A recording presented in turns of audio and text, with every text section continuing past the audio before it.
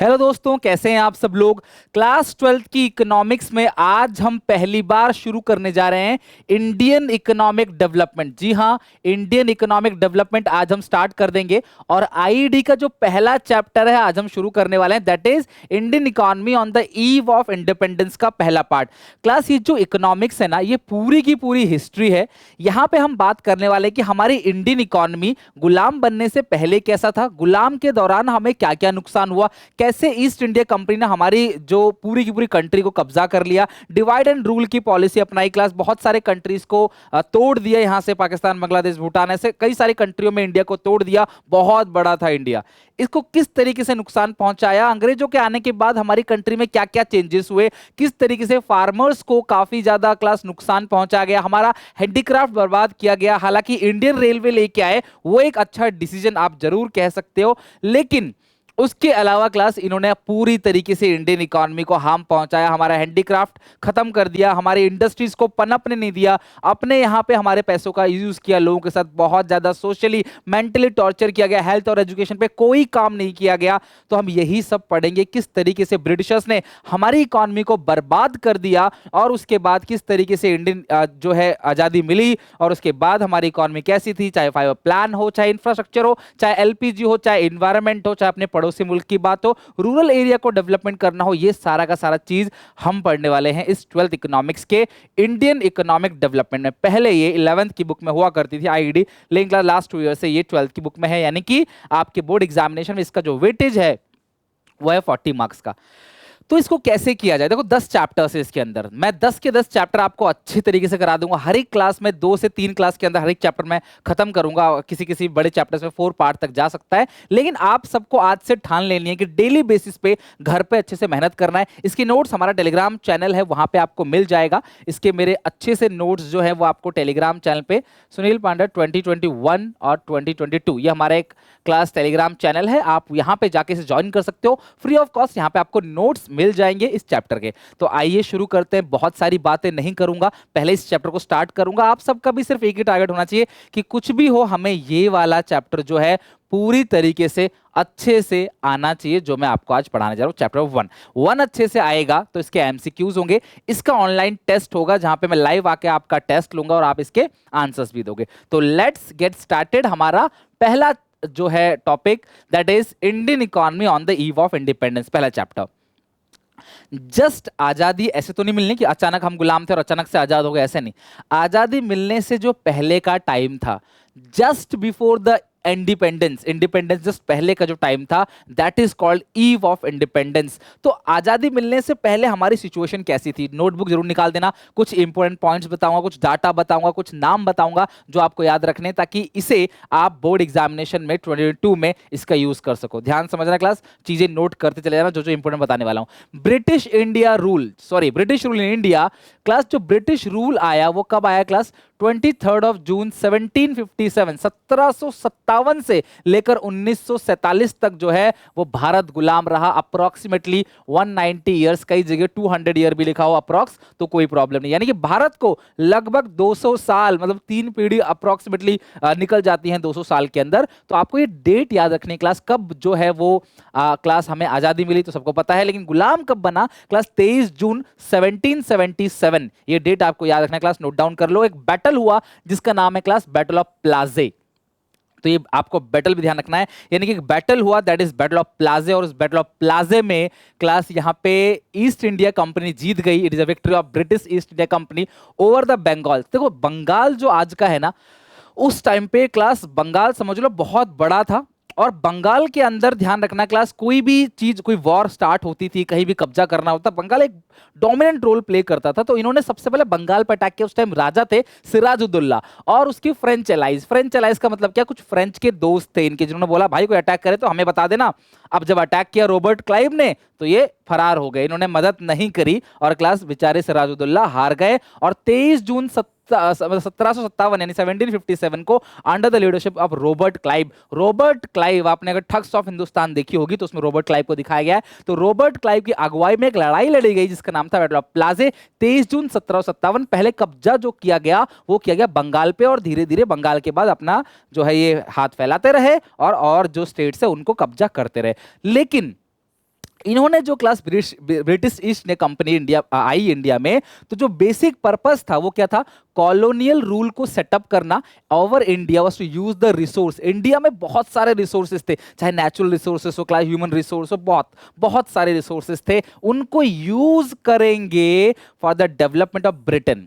अब यहां पे ब्रिटेन की बात करें, यानी कि क्लास ब्रिटिशर्स, और इंडियन मतलब हम लोग, वो इंडिया में क्यों आए, ताकि हमारे रिसोर्सेस का यूज कर सके और अपने यहां पे इंडस्ट्री को बनाया जा सके। ठीक है, बात को समझना, क्लास में क्या बात हूं, देखो इंडस्ट्री जो एक है क्लास वर्ड, इंडस्ट्रियलाइजेशन। इंडस्ट्रियलाइजेशन का मतलब क्या है, इंडस्ट्रीज को बनाना। इंडिया में अभी भी इंडस्ट्रीज बन रही है, जबकि ब्रिटेन में 1757 से ही इंडस्ट्रीज, क्लास ब्रिटेन की महारानी, आपको पता है क्लास सबको, इंडस्ट्रीज बनाने लगे अपने यहां पे। इंडस्ट्रीज अगर बनेंगी तो क्या क्या चाहिए होंगी इंडस्ट्री बनाने के लिए, मशीनरी, जिसको बोलते हैं कैपिटल गुड्स, मशीन इनके पास थी, लेबर इनके पास थी, और सबसे बड़ी चीज क्या चाहिए इंडस्ट्री बनाने के लिए, रॉ मटेरियल। अब ये रॉ मटेरियल कहां से लाया जाए, सिल्क कहां से लाया जाए, कॉटन कहां से लाया जाए, जूट कहां से लाया जाए, इंडिगो कहां से लाया जाए, तो इस आयरन है, बॉक्साइट है, एल्युमिनियम है, ये सारा का सारा रॉ मटेरियल कहां से लाया जाए, उस चीज के लिए इन्होंने चुना इंडिया को, कि इंडिया पे कब्जा करेंगे, इंडिया से रॉ मटेरियल लेकर आएंगे, अपने यहां पे इंडस्ट्री में रॉ मटेरियल हमको मिल गया, मशीन हमारे पास है, लेबर हमारे देश के लोग काम करेंगे, इनकम जनरेट होगी, प्रोडक्शन होगा, इनकम होगा, एक्सपेंडिचर होगा, फिर प्रोडक्शन होगा, इनकम होगा, एक्सपेंडिचर होगा, हमारा देश चल देगा। इसीलिए क्लास डेवलप नेशन की काउंटिंग में आ जाता है। तो इस इंडस्ट्रियलाइजेशन के प्रोसेस को पूरा करने के लिए उन्होंने इंडिया से रॉ मटेरियल को एक्सट्रैक्ट करना चालू किया, और जब भर गया मन, जब वो थक गया और देखा कि लोग तो अब बहिष्कार कर रहे हैं, लोग तो लड़ाई करने पे तुलाए, लोग मारने पीटने लगे, क्लास पुलिस स्टेशन पे आग लगाने लगे, अंग्रेजों को कब तक गुलामी होगी, कब तक 200 साल हो गए। फिर लोगों ने जब इस तरीके से क्लास विद्रोह करना चालू कर दिया, तब जाके अंग्रेजों ने खुद ही डिसाइड कर लिया क्लास ये कि भैया अब तो चल दो। उनके इस डिसीजन की वजह से ही हमें आजादी मिली है। बहुत हार्श की बात है, दुख की बात है, बट ट्रुथ यही है क्लास। जब उनका मन भर गया, उनको लगा ठीक है, यूएन से प्रेशर भी आने लगा कि भैया अब तो देखो लोग लड़ाई कर रहे हैं, लोग नहीं मान, भाई लोग समझते अपने राइट्स की बात कर ले जाते। बाकी हमारे बहुत सारे वीर योद्धा हैं जिन्होंने बहुत ज्यादा मदद की है, किसी का एक का नाम नहीं, सब लोगों ने मिलकर मदद की देश को आजादी कराने में, और फिर जाके हम आजाद हुए। बहुत बुरी कंडीशन थी क्लास, आप सुनोगे तो आंखों से पानी टपक पड़ेगा कि कितनी बुरी तरीके से क्लास मारा पीटा जाता था लोगों को, बच्चे को उनसे छीन लिया जाता था, अत्याचार, रेप्स, बहुत सारी समस्या होती थी क्लास जब क्लास गुलाम था। तो उस सिचुएशन से हम उभर आए, तो क्लास हमें शुक्रगुजार होना चाहिए था, होना चाहिए भी क्लास। ठीक है, तो जो बेसिक पर्पस था वो इंडिया के रिसोर्स को यूज करेंगे, अपने वहां पे इंडस्ट्रीज को बनाएंगे, ये उनका बेसिक पर्पस था। आगे लिखा है class, in the process of industrialisation they supply raw, India को एक फीडर इकोनॉमी की तरह ट्रीट किया गया। इंडिया से पूरा का पूरा रॉ मटेरियल ले गए अपने देश में फिनिश गुड्स बनाया और वापस बना के बेचा भी किसको, इंडिया में। इससे अच्छा तुम इंडिया में कारखाना बना देते, लेकिन नहीं, इंडिया में कारखाना बनेगा तो इंडियन लोगों को रोजगार मिलेगा, उनकी इनकम बढ़ेगी, वो ऐसा नहीं चाहते थे। कारखाना बनाया ब्रिटेन में, रॉ मटेरियल लेके इंडिया से वापस बना के बेचा भी इंडिया के लोगों को। वाह, इस तरीके से क्लास स्कैम किया गया वहां पे, from India to Britain for the betterment and development of their home country. अपनी कंट्री के फायदे के लिए यहां से वो रिसोर्स ले गए। इस रूल को बोलते हैं कॉलोनियल रूल या कॉलोनियलिज्म। कॉलोनियलिज्म में क्या होता है, दो कंट्री होती है, एक पावरफुल कंट्री होती है, एक कमजोर कंट्री होती है। जो पावरफुल कंट्री होती है वो कमजोर कंट्री पे कब्जा करती है अपने फायदे के लिए। इस रूल को बोलते हैं कॉलोनियल रूल या colonialism. They serve Indian economy as a feeder economy, feeder की तरह काम करता था, हमें रॉ मटेरियल दो, बस तुम्हारा यही काम है।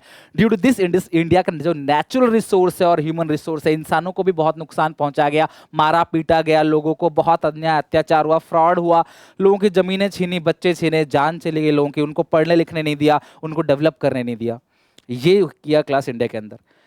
जो केरला है या जो तमिलनाडु है, उधर की तरफ इनका ऑफिस बना, तो उन्होंने सोचा कि भैया अब कुछ ना कुछ तो लोग चाहिए होंगे हमारे साथ काम करने के लिए, तो इसलिए उन्होंने वहाँ पे कुछ बेसिक एजुकेशन दी। वहाँ इंग्लिश मीडियम के स्कूल खुले गए। आप देखो जो बच्चे केरला से होते हैं, तमिलनाडु से होते हैं, उनकी इंग्लिश बहुत अच्छी होती है, क्योंकि वहाँ पे ब्रिटिश टाइम से ही वहाँ पे स्कूल, अंग्रेजी स्कूल खुले गए, लोगों को पढ़ाया गया ताकि ये लोग फ्यूचर में आके हमारे साथ काम कर सके, हमारी भाषा समझ सके और हम इनसे काम करवाएंगे। बहुत ज़्यादा क्लास समस्या हुई थी, मैं अभी ज़्यादा डिस्कशन नहीं करूँगा, बट प्लीज़ आप वीडियो को लाइक करो, चैनल को क्लास जो है सब्सक्राइब करके बेल आइकन दबाओ, बिकॉज इंडियन इकोनॉमी आपका इंटरेस्ट बना दूंगा, ये मेरी गारंटी है।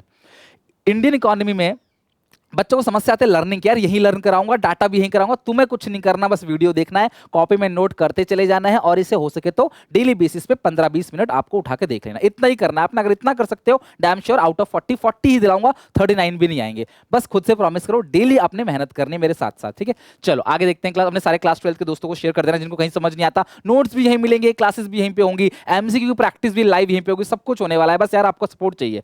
आई होप आपको अगर मेरी बात भरोसा है तो प्लीज यार सब्सक्राइब करके बेल आइकन दबा दो। ओके, कॉलोनियल रूल मैं बता दिया क्लास, जहां पे एक पावरफुल कंट्री, एक कमजोर कंट्री है, पावरफुल ने इस पे कब्जा करके, क्यों? For the betterment and advancement of their home country. एक फीडर इकोनॉमी की तरह यूज करते हैं इनको, इनका सिर्फ और सिर्फ शोषण किया जाता है। 200 साल तक इंडिया को खाली किया इन्होंने, दिया कुछ नहीं इंडियन रेलवे के अलावा, वो भी अपने फायदे के लिए, ताकि हमारा रॉ मेटेरियल गली गली से आ सके, गांव गांव से आ सके, और बंदरगाह तक पहुंचाया जा सके, और हम जो माल ला रहे हैं सी पोर्ट के थ्रू, वो हम गली गली में जाके बेच सके, इसलिए, और कुछ नहीं।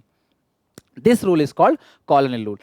अच्छा, बैकवर्ड इकोनॉमी, अब बात करते हैं बैकवर्ड इकोनॉमी। आप किसे कहते हो बैकवर्ड इकोनॉमी? मैं आपको कुछ कैरेक्टरिस्टिक बताता हूं, जिससे आपको पता चल जाएगा कि यार ये इकोनॉमी बैकवर्ड इकोनॉमी है। देखो, सबसे पहली बात, low standard of living, low standard of living, living standard बहुत लो होगा।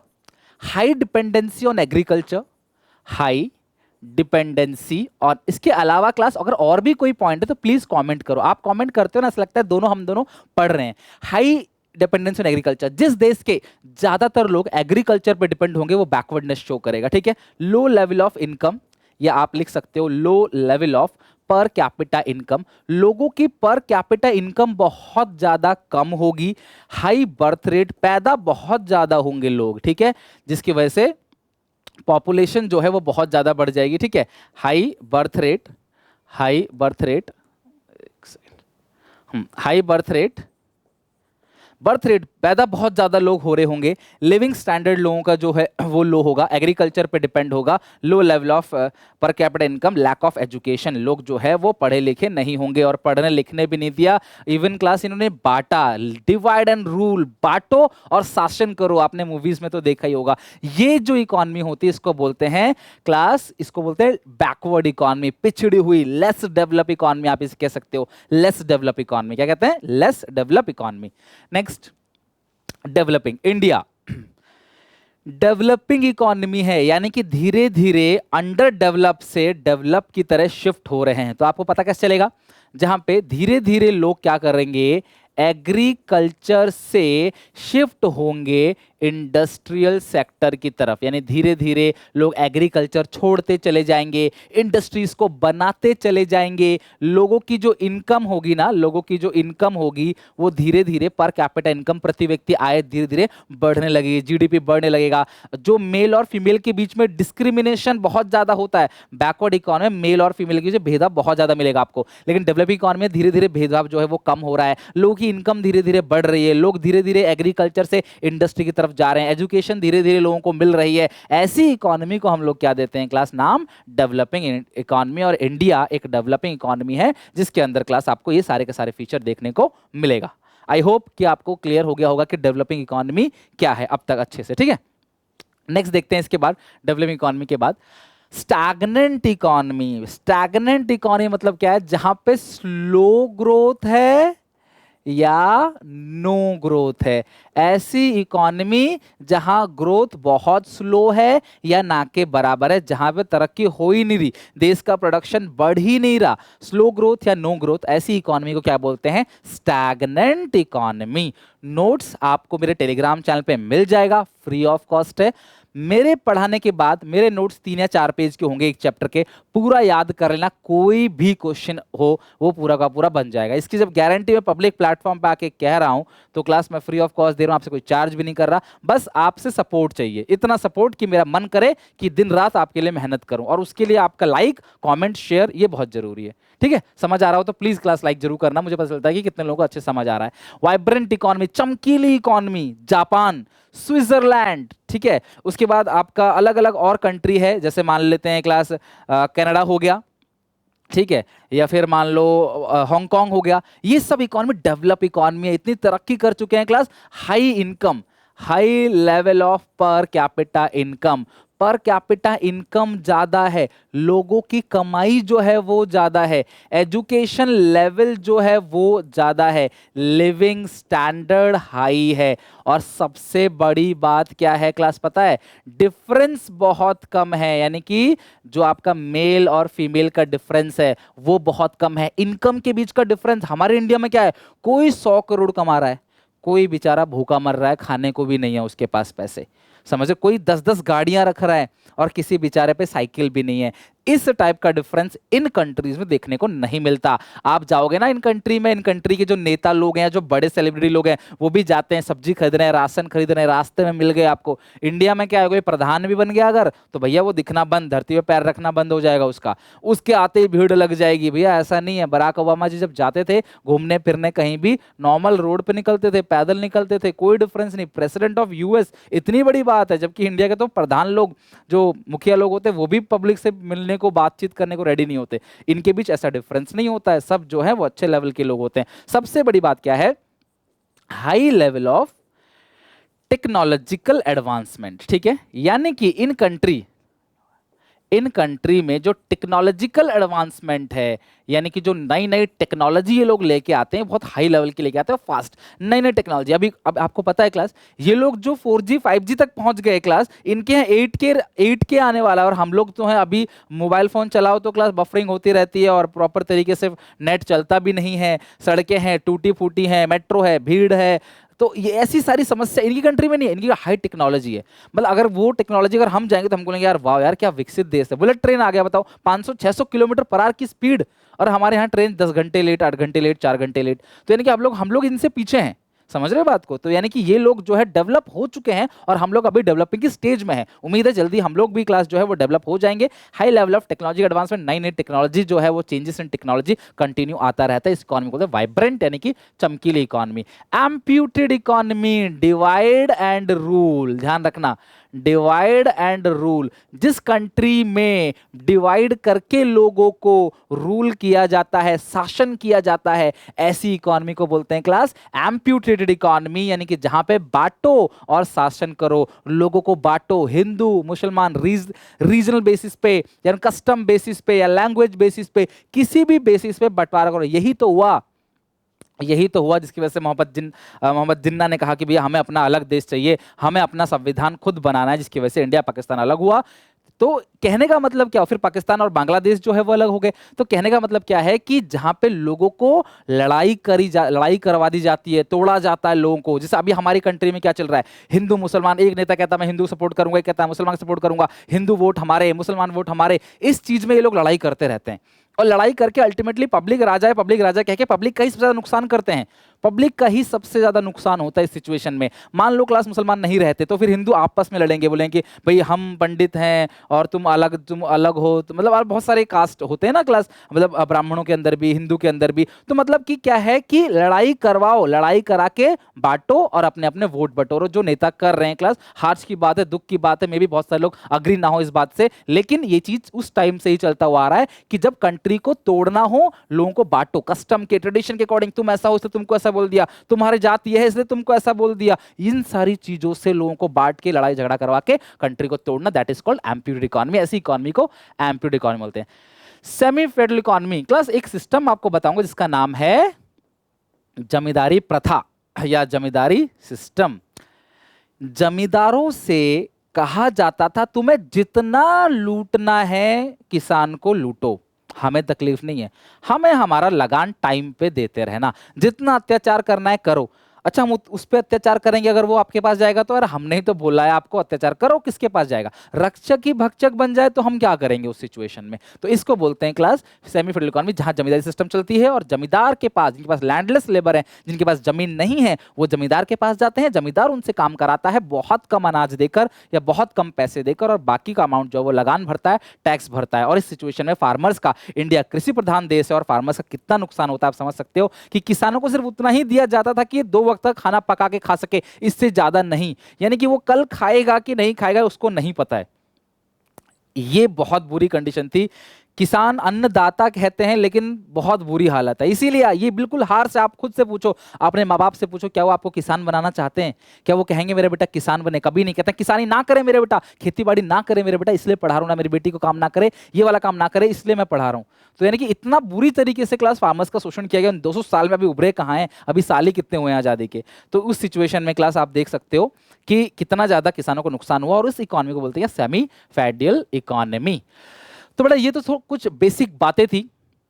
लेकिन अंग्रेजों के आने से पहले, ब्रिटिशर्स के आने से पहले इंडिया कैसी इकोनॉमी थी? अंग्रेजों के आने से पहले India was characterised the following feature: prosperous economy. आज क्लास के एंड तक आप सब खुद से प्रॉमिस करो, कमेंट करके इन चारों पॉइंट को लिख के दिखाओगे। जिन जिन बच्चों को याद है, जो बच्चे ईमानदारी से देख रहे हैं, प्लीज कमेंट करो, इन चार को लिख के दिखाओ। यही तो याद करने का प्रोसेस है। आप कमेंट नहीं करोगे तो ध्यान रखना क्लास, आप कॉपी पे जरूर लिख लेना, पर लिख जरूर लेना, नहीं तो आप भूल जाओगे। और जिन बच्चों ने कमेंट किया ना क्लास, वो 4 क्लास के बाद भी कमेंट करना कि देखो उनको पक्का याद हो गया, गारंटी दे रहा हूं याद हो जाएगा। आज कमेंट कर लो, आपको याद हो जाएगा। कमेंट करने का सेंस क्या है? आप लिख लो एक बार। यहां नहीं लिख सकते तो आप अपनी कॉपी पे लिख लो, क्योंकि जो चीज आप याद करते हो ना, उसे लिख लेते हो, आपको वो कम से कम बहुत ज्यादा टाइम तक याद रह जाता है। सो प्लीज मेरी आप सबसे रिक्वेस्ट है, इसे कमेंट करके जरूर लिखना, और देखना अगली क्लास में आने से पहले आपको आराम से याद होगा। इंडिया कैसी इकोनॉमी थी? कैसी इकोनॉमी थी आजादी? क्लास गुलाम बनने से पहले प्रोस्पेरस इकोनॉमी। हम सेल्फ रिलायंट थे, आत्मनिर्भर थे। हमें चीजों के लिए बाहर से किसी दूसरी कंट्री पे, यूएस से किसी और कंट्री पे डिपेंड नहीं होना पड़ता था।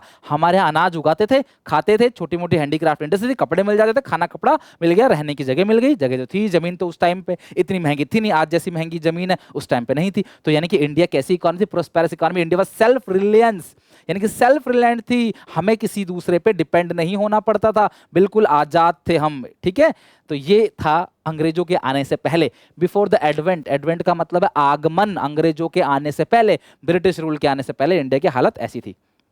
Next, India was rich in terms of food grain. भैया अनाज की कमी नहीं थी, अनाज की कमी नहीं थी, फूड ग्रेन। आज भी लॉकडाउन जब हुआ, लोग अपने गांव जाने लगे। लोगों से पूछा गया गांव क्यों जा रहे हो? कहते हैं गांव में कुछ भी हो, भूखा नहीं मारने देगा गांव, अनाज तो उगा के खा ही लेंगे, जो कि अर्बन एरिया में, शहर में नहीं हो पाता। तो India was rich in terms of food grain, rice, wheat, मेज, पल्स, ये सारी चीजें भरपूर थी। खाने पीने की चीजों में कोई कमी नहीं है। और भारतीय तो जानते हो क्लास, खाना पीना तो फेमस है ही हम लोगों का। तो एंड अदर फूड क्रॉप, तो फूड क्रॉप की कमी नहीं थी अंग्रेजों के आने से पहले की बता रहा हूं मैं आपको। ठीक है, प्रोस्पेरस इकोनॉमी और India was rich in terms of food grain. Agrarian economy, लगभग 3 में से 2 लोग जो है वो एग्रीकल्चर पे डिपेंड थे, बाकी तो कुछ करते नहीं थे। बाकी कुछ हैंडीक्राफ्ट का और फिशिंग का काम करते थे, या फिर आप कह लो कि लकड़ी वगैरह काट के लेके आना, हॉर्टिकल्चर एक्सेट्रा, ये सारी चीजें। तो एग्रीन इकोनॉमी इंडिया जो है वो क्लास कैसी इकोनॉमी थी? Agrarian economy. The major population of India was depend on agriculture. और हमारा हैंडीक्राफ्ट वेल नोन, पॉपुलर था बेटा। उस टाइम पे एक्सपोर्ट करते थे हम लोग, एक्सपोर्ट करते पूरे वर्ल्ड में। इंडिया का हस्तलिपि यानी हस्तलेखा का जो काम था, जो क्राफ्ट्समैन थे अपने हाई स्टैंडर्ड ऑफ क्राफ्टमैनशिप के लिए फेमस थे। कढ़ाई बुनाई का काम, पॉटरी का काम, या फिर आप ये कह लो कि आप ये कह सकते हो कि इस सिचुएशन में जो मोती है, ठीक है, मोती है, उन सबको अच्छे से बनाना, गहने वगैरह बनाना हैंड से, सिल्क की साड़ी बनाना, कपड़ों में डिजाइनिंग बनाना, यार हाँ बहुत फेमस है। पेंटिंग्स, आपको पता है क्लास, पेंटिंग वगैरह, जैसे मधुबनी जिला है वहाँ पेंटिंग बहुत फेमस है। तो उस सिचुएशन में इंडिया का जो हैंडीक्राफ्ट था वो बहुत पॉपुलर था, वेल नोन था इंडिया अपने हैंडीक्राफ्ट के लिए। पूरे वर्ल्ड में हम एक्सपोर्ट करते थे, एक्सपोर्ट सरप्लस आता था। एक ही तो इंडस्ट्री अच्छी थी इंडिया की, हैंडीक्राफ्ट इंडस्ट्री। उस टाइम पे हैंडीक्राफ्ट काम बहुत अच्छा होता था ना हमारे यहाँ, पत्थर पे नक्काशी का काम, ठीक है, ये सब काम जो है हमारे यहाँ का बहुत पॉपुलर था। बताओ 4 पॉइंट कौन कौन से? Prosperous economy, India was rich in terms of food grain, agrarian economy और वेल इन हैंडीक्राफ्ट, यानी क्लास हमारा वेल नोन हैंडीक्राफ्ट इंडस्ट्री थी। ये 4 पॉइंट थे अंग्रेजों के आने से पहले। वीडियो पॉज करो, कमेंट करके लिख के दिखाओ मेरे साथ साथ। आज का पढ़ाया हुआ आपको याद हो जाएगा। अगली 2 क्लास के अंदर कोशिश करूंगा चैप्टर फिनिश कर सकूं। 3 क्लास के अंदर आपका 1 चैप्टर फिनिश, मतलब कि 10% चैप्टर जो है आपका फिनिश हो गया। एमसीक्यू करा दूंगा, टेस्ट में रेडी रहना। इसी तरीके से क्लास में जल्दी जल्दी अगर आप सपोर्ट करोगे, वीडियो शेयर करोगे, तो यार मैं बहुत जल्दी जल्दी आपको अच्छे से खत्म करा दूंगा, ताकि हमारा सिलेबस पूरा का पूरा खत्म हो जाए सितंबर तक। और उसके बाद अक्टूबर नवंबर का पेपर है, हम उसकी प्रिपरेशन करेंगे। फिर उसके बाद मार्च की पेपर की प्रिपरेशन करेंगे। चलो अब हमें अगली क्लास से हम क्या करेंगे, ये पहला पॉइंट हम लोग स्टार्ट कर देंगे।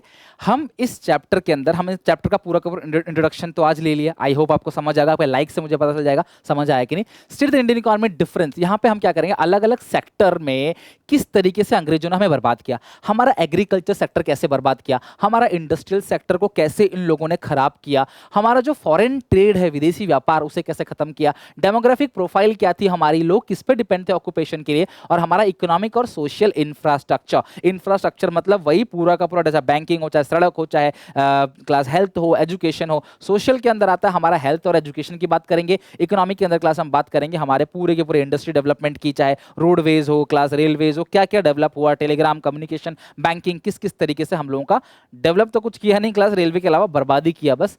तो ये हम सारा का सारा पढ़ेंगे। तो उम्मीद है नेक्स्ट क्लास में हम ये 2 पोर्शन पढ़ लें और अगली क्लास में ये 3 पोर्शन पढ़ के इस चैप्टर को पूरी तरीके से फिनिश कर दें। बहुत डिटेल में प्यार से आपको समझा रहा हूं क्लास, ताकि बोरिंग ना लगे। बहुत सारे इंटरेस्टिंग फैक्ट्स बताऊंगा क्लास हिस्ट्री के रिगार्डिंग, जो आपको जानकर बहुत अच्छा लगेगा। बदले में करना क्या है क्लास, आपको सपोर्ट, यार प्लीज सपोर्ट करो, प्लीज यार वीडियो को शेयर करो, सारे दोस्तों में शेयर करो।